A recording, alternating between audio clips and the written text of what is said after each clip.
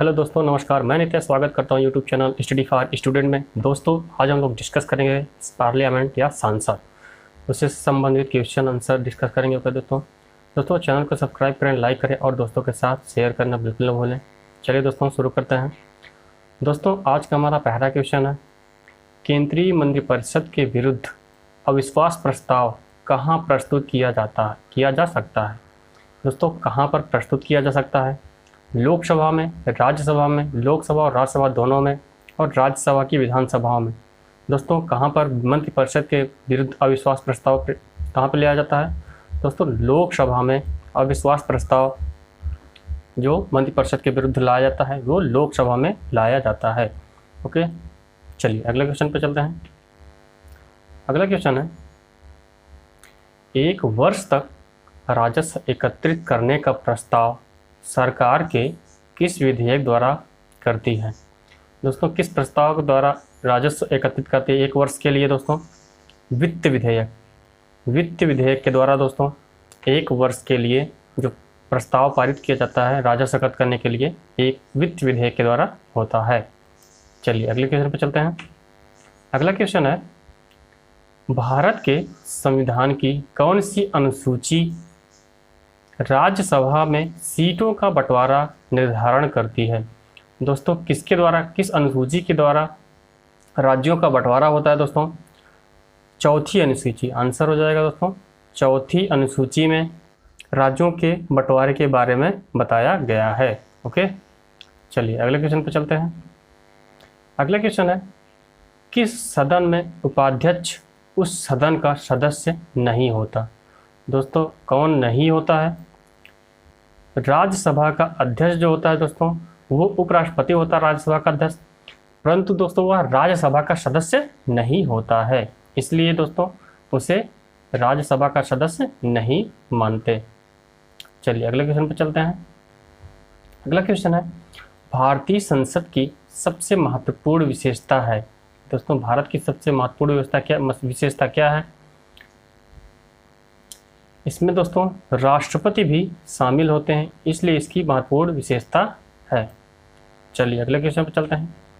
अगला क्वेश्चन है, राष्ट्रपति द्वारा राज्यसभा के सदस्यों के नामांकन का नियम किस देश के संविधान से लिया गया है? दोस्तों, किस देश के संविधान से लिया गया है? जो राष्ट्रपति द्वारा जो दोस्तों राज्यसभा में नामांकन किया जाता है वह आयरलैंड से लिया गया है, आयरलैंड के संविधान से लिया गया है। ओके, चलिए अगले क्वेश्चन पर चलते हैं। अगला क्वेश्चन है, कौन सा प्रस्ताव संघीय बजट से संबंधित है? दोस्तों, कौन सा संघीय बजट से संबंधित? दोस्तों, कटौती। दोस्तों, कटौती केवल लोकसभा में प्रस्तुत किया जाता है। ओके, चलिए अगले क्वेश्चन पर चलते हैं। अगला क्वेश्चन है, लोकसभा का कार्यकाल कितनी बार 6 वर्ष तक बढ़ाया गया था? दोस्तों, एक बार। दोस्तों, 1975 में जब घोषित आपातकाल के समय इंदिरा गांधी के कार्यकाल के समय दोस्तों यह 6 वर्ष के लिए बढ़ाया गया था, परंतु दोस्तों इसका कार्यकाल मतलब पूरा होने के पहले ही, कार्यकाल पूरा न होने के पहले ही लोकसभा को विघटित कर दिया गया था और फिर दोबारा चुनाव कराया गया था। ओके दोस्तों, इसलिए लोकसभा का कार्यकाल कितनी बार 6 वर्ष के लिए बनाया, इसलिए दोस्तों एक ही बार ऐसा हुआ है जो एक बार बढ़ाया गया, वो भी 6 वर्ष के लिए, परंतु कार्यकाल पूरा नहीं हो सका था। ओके, चलिए अगला क्वेश्चन है, राज्यसभा का कार्यकाल। दोस्तों, राज्यसभा का कार्यकाल जो मूल संविधान के अंतर्गत 5 वर्ष था उसे 42वें संविधान संशोधन द्वारा बदलकर कितने वर्ष कर दिया गया? दोस्तों, राज्यसभा का कार्यकाल 42वें संविधान संशोधन के पहले 5 वर्ष था, जब उसका संविधान संशोधन हो गया दोस्तों यह 6 वर्ष हो गया। ओके, चलिए अगले क्वेश्चन पे चलते हैं। अगला क्वेश्चन दोस्तों, भारतीय संविधान के अधिकांश उपबंधों का संशोधन किया जा सकता है। दोस्तों, अधिकांश कहाँ पे संशोधन किया जा सकता है उपबंध का? दोस्तों, संसद के द्वारा, अकेले संसद के द्वारा दोस्तों अनुच्छेद 368 के तहत भारतीय उपबंध को संशोधन किया जा सकता है। ओके, चलिए अगले क्वेश्चन पे चलते हैं। अगला क्वेश्चन है, कौन सा अनुच्छेद संसद को राज्य सूची के विषयों पर कानून बनाने का अधिकार देता है? दोस्तों, कौन सा कानून जो कानून बनाने का अधिकार देता है राज्य सूची के लिए?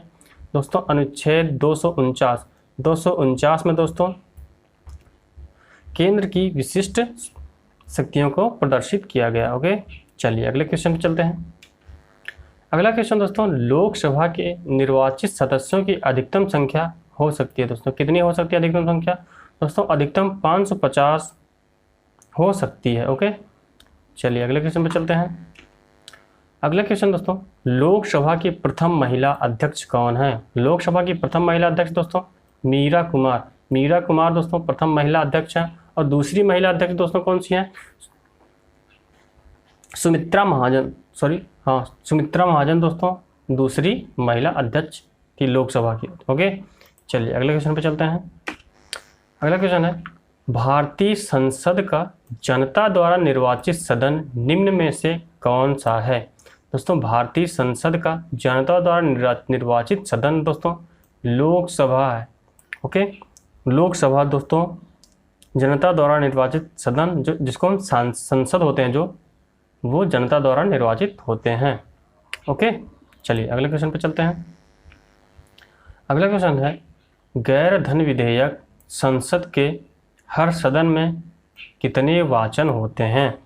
दोस्तों, संसद के हर सदन में कितने वाचन होते हैं दोस्तों गैर धन विधेयक के? दोस्तों, 3 वाचन होते हैं दोस्तों, जिसमें संसद में धन विधेयक जो गैर धन विधेयक होते हैं उसको प्रस्तुत किया जाता है और उसकी अनुमति दी जाती है। उसके बाद दोस्तों दूसरा वाचन होता है, उसमें जांच होती है। और तीसरा दोस्तों इसमें कोई संशोधन करना है, उसकी अनुमति देना है या नहीं देना है, ये तीनों वाचन होते हैं। ओके, चलिए अगले क्वेश्चन पर चलते हैं। अगला है, इसके दौरान आधिक्य बजट की संस्तुति की जाती है। दोस्तों, किसके दौरान आधिक्य बजट की संस्तुति की जाती है? दोस्तों, तेजी के दौरान दोस्तों आधिक्य बजट की संस्तुति की जाती है। ओके, चलिए अगले क्वेश्चन पर चल रहे हैं। अगला क्वेश्चन दोस्तों, भारतीय संसद के कामकाज में शून्यकाल का अर्थ है। दोस्तों, शून्यकाल का अर्थ क्या है? दोस्तों, किस उत्तर हो जाएगा प्रश्नकाल और अगली सूची के बीच का समय दोस्तों जो होता है वही शून्यकाल होता है। दोस्तों, शून्यकाल मीडिया द्वारा कथित एक शब्द है जो शून्यकाल है। ओके दोस्तों, चलिए अगले क्वेश्चन पे चलते हैं। अगला क्वेश्चन दोस्तों, संसद सदस्य में अपनी सदस्यता गंवा देगा यदि वह सत्र से निरंतर अनुपस्थित रहता है। दोस्तों, कितने दिन तक वह अनुपस्थित रहे तो उसकी सदस्यता जा सकती है? दोस्तों, 60 दिन तक वह लगातार अगर संसद में नहीं उपस्थित होता है तो उसकी सदस्यता चली जाएगी। ओके, चलिए अगला है, लोकसभा के अध्यक्ष का वेतन और भत्ते निर्धारित करता है। दोस्तों, लोकसभा के अध्यक्ष और के वेतन और भत्ते संसद निर्धारित करता है। ओके, चलिए अगला है, कौन सा प्रश्न प्रशासन पर विधिक नियंत्रण के अंतर्गत नहीं आता? दोस्तों, कौन सा प्रशासन विधिक नियंत्रण के अंतर्गत नहीं आता? दोस्तों, शून्यकाल उसके अंतर्गत नहीं आता।